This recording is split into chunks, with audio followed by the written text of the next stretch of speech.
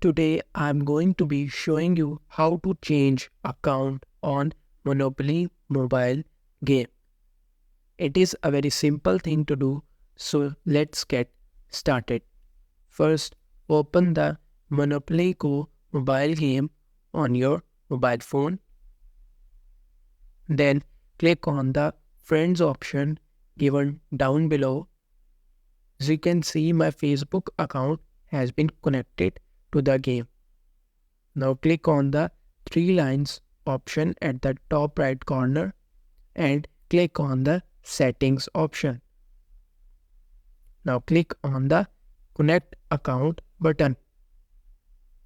You can click on the Facebook or Google Play games to disconnect the account and connect the other account to play the game. You can change account on Monopoly Go mobile game by following these simple steps.